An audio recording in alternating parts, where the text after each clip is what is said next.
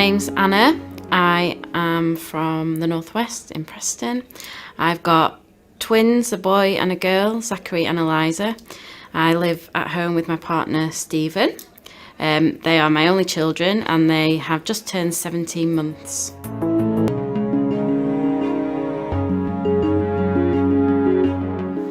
I was first diagnosed when I went back to work after Eliza and Zachary turned 9 months old. I was a teacher in quite a stressful job, and everything sort of got on top of me after coming from quite a chaotic home, I suppose, with 2 babies, and then having to deal with everything at work. It just all got too much, and one day I ended up crying on the caretaker of all people, and he very quickly got someone to help me, and I was sent home from work and advised to go to the doctor. But I actually already knew that I needed to go to the doctor. It just took somebody else to tell me that visit was needed. So I went to the doctors with Stephen, and I was told then, even though I knew that the words coming out of my mouth were all saying postnatal depression, everything I was experiencing I'd read about, I knew that that's what the doctor was going to say, even though I didn't want him to say it. As soon as he said it, it was just this huge release, and I was really upset and quite distressed at the thought that I, of all people, could be suffering with this illness. And he told me that I would need to go for counselling, and that I'd probably need to go onto medication, and that I needed to take it and I needed to go for the counselling in order to get better, because what I was experiencing wasn't what I thought it was going to be. I thought I was like watching myself, watching this person with a life that I didn't want it to be like, if that makes sense.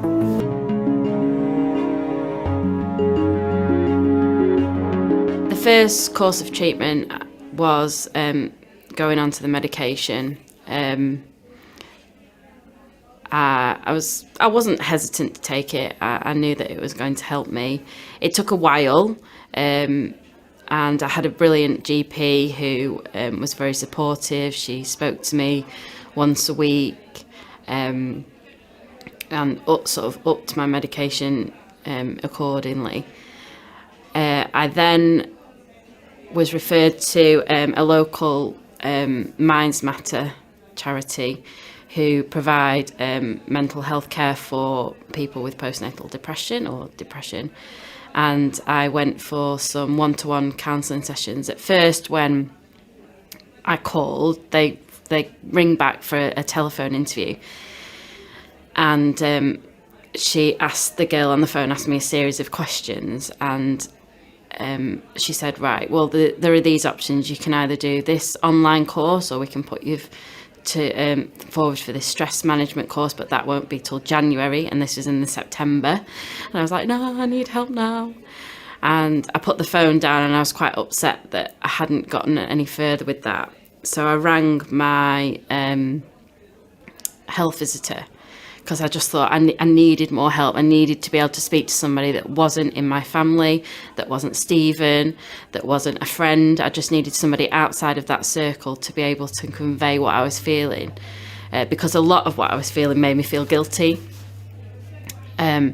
So I rang the health visitor, and they provide 6 listening visits. So as soon as you're diagnosed with postnatal depression, you get 6 listening visits from your health visitor. After I got off the phone with her, I felt better. I then got a call back off Minds Matter, and they said, actually, reading through your questionnaire, you've scored quite high, so we can refer you to some one-to-one counselling. And I was put on a quick waiting list, and within 2 weeks I'd gone to see a counsellor for some one-to-one sessions, which I found really useful, really helpful, just being able to talk about what I was going through, why I felt the way that I felt, what sort of things impacted on me to get me to that stage, why I was experiencing that. So the treatment really helped. Plus my family, my parents, I couldn't have done it without them. My sister, even though she's in Australia, the other side of the world, just being able to talk to her about it, just getting it off your chest, really, and realising that not everybody's feeling like you're feeling. And that's what I thought. I thought everybody felt like that, which is why I didn't say anything, which is why every time the health visitor asked me previously, was I all right? I said I was when I wasn't. So yeah, the medication, the counselling and the support from my friends and family were what got me through, or are still getting me through.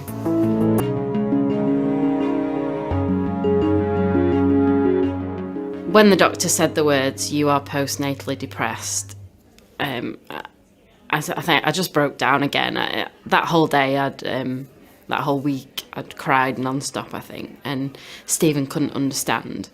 So when the doctor said those words, and I knew that that was what was wrong, Stephen also understood that that was what was wrong. It was almost a bit of a sigh of relief as well, because we then knew how we could start to get out of it. I think the doctor said, you feel like you're in this black hole and there's no way out, and it was like I was trying to claw out of this never-ending mist, I suppose, of almost floating along and watching the life that you were supposed to enjoy, yet couldn't. And I couldn't understand why I didn't feel happy, because I'd gotten everything I ever wanted. I'd tried for a long time to get pregnant. I'd gone through treatment. I was under a consultant at the hospital. This was all I ever wanted. Why wasn't I happy with it?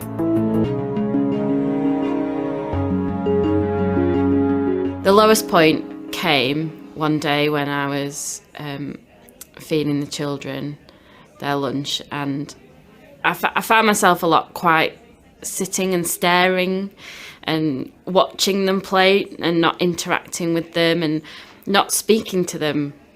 So I'd noticed that I was feeding them and not saying any words, and I'd watch my mum with them, and she was always chatting and saying, "Oh, well done," and this. And I sort of sat there blankly, and I just thought, okay, if I just walk out of the door now, if I just go, they're in the high chairs, they'll be okay. I'll just go, and then ring my mum and say, "Mum, you need to go to my house," and I'll just go away. And that, for me, that was the real low point. Not wanting anything to happen to me or to hurt myself. I just wanted to take myself away from that situation, because I felt guilty. I felt like I couldn't cope. I felt like they weren't my children. I felt like I developed more of a bond with my little girl than I had with my little boy, which again made me feel guilty. And yeah, that was the lowest point, wanting to just walk away.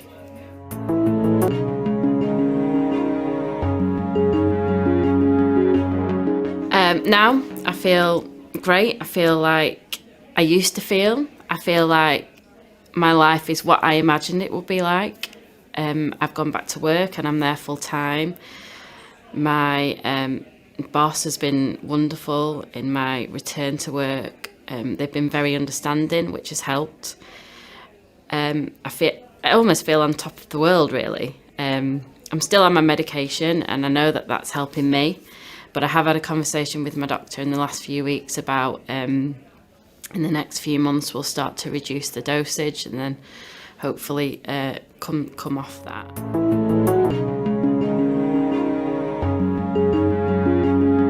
Exercise has been key in my recovery and still is. I exercise regularly. If I don't get to the gym, then I get a bit antsy about it, and I need Stephen to let me run off for an hour, and he understands that.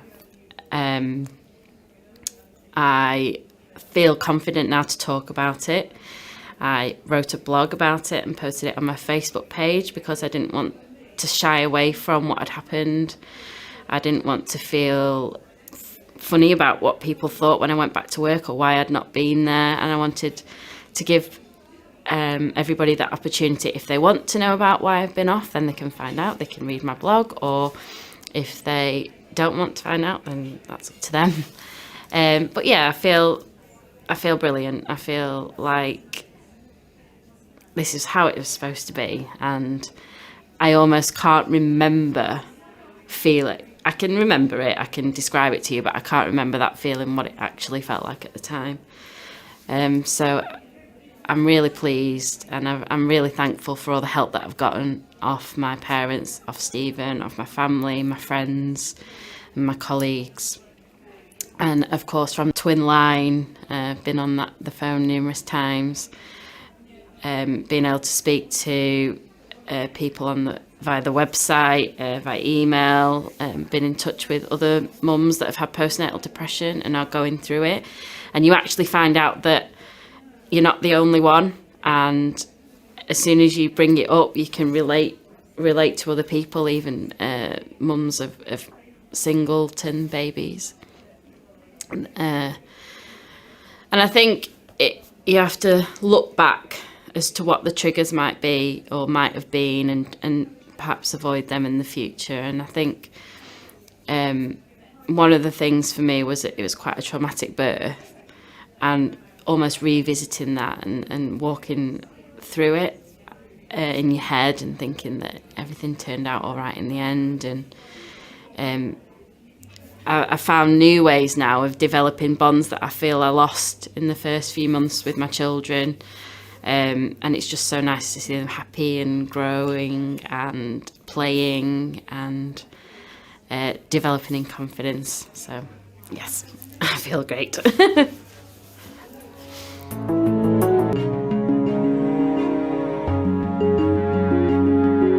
If you are worried at all about anything, don't be scared to ask for help. When your midwife and health visitor come, don't be afraid to say, I can't cope, I'm not coping.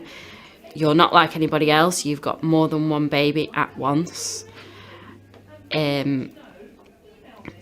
Everybody's different, everybody's circumstances are different, so you can't, everybody's symptoms are different as well, so you might have different symptoms to what you've read about. If you've got any worries or concerns whatsoever, get in touch with your GP, or just tell a friend, someone that you can talk to get the advice and the help that you need. Exercise would be key for me. If you can't get out to the gym, or you can't get to a class or anything like that, get the twins in the buggy and get out for a walk, get some fresh air, some vitamin D. Talk calmly to your partner about it. They might not understand at first, but after a while, don't feel guilty. As long your children are happy and healthy, and they need a healthy, happy mum. So if you are worried about anything, you need to fix yourself so that you can continue to be a great parent. And if you are having a down day, even if you're not diagnosed, or you don't, if it's just the baby blues at the start, just get them in the pram, get out, and someone will say, "Oh, I don't know how you do it with two. I don't know how you do it with twins." And you think, well, I do it. I'm super mum, and just give yourself a pat on the back, because whatever you're doing is an amazing job.